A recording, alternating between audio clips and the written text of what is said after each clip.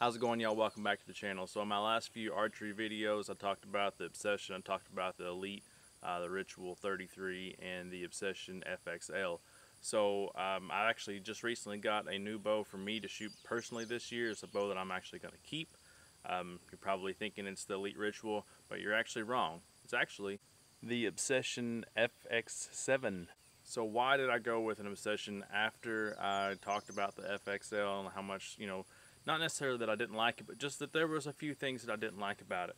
Well, the first thing was that the FXL is a 34-inch axle-to-axle bow, and this one is 32, and honestly 32 is kind of right in my sweet spot. I like that 33 on the Ritual 33, but 32 is about perfect for me. I feel like at a 28-inch draw that the string angle for me is really nice at 32 inches axle-to-axle. I like that angle, so it just works for me. Another thing is that the FXL had a stiff draw cycle, and you're thinking, well, this is the same cams, it's going to be stiff too.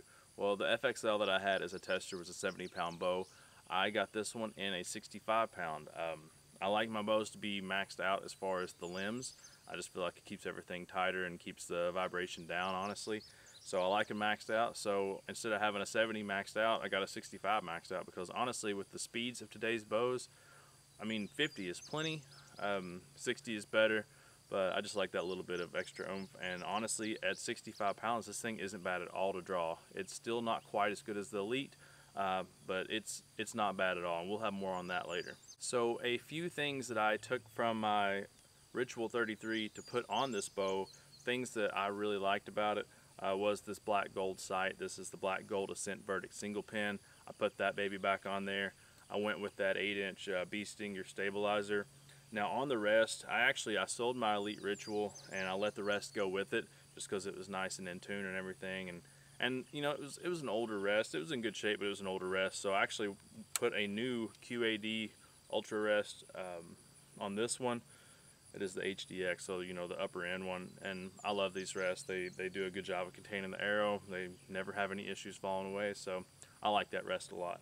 And you can't see it right now, obviously, but I did go with the tight spot quiver again. I had good luck with it. It keeps things nice and close to the bow and out of the way, so I'm going to go with that again this year. Now, this bow is supposed to shoot into the 340s. Will it do it? Honestly, I kind of doubt it, because the FXL didn't. You know, the FXL was actually shooting almost identical with my Elite Ritual. The Ritual I had was shooting almost exactly what it was supposed to be. It's a 333 feet per second bow. You can go back and look at my speed test videos. It wasn't shooting 333, but with the setup that I had and everything, it was shooting pretty close to IBO. But the FXL was a 345, I think, feet per second bow, and it was shooting exactly the same, which means that it was about 10 to 12 feet per second slower than what they claimed it was going to be. Now, with this bow, it's supposed to be a 340 some feet per second bow. Will it do it?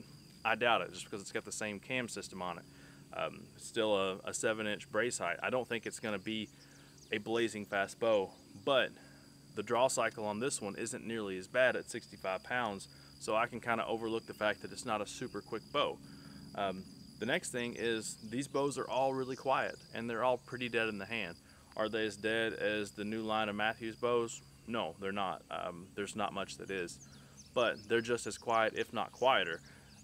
And I think they balance better, honestly. They feel better in my hand than the Matthews does. Now, some people will disagree with that, and that's fine, but I think a Matthews is just too top heavy. These things feel good. You can add a little bit of weight up front and still not be too heavy out front, and I don't know, I just like it. And the other thing about Obsession is the fit and finish is really, really good on every one that I've seen. This has got the that black Cryptek Typhon finish. It's a really good finish. It's baked on. I don't see any places like inside any of the cutouts that it didn't get finish on it.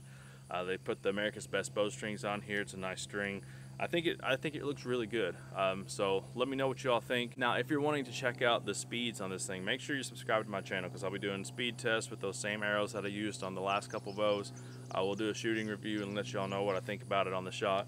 But yeah, this is what I'm going to be hunting with this year, unless anything drastic happens.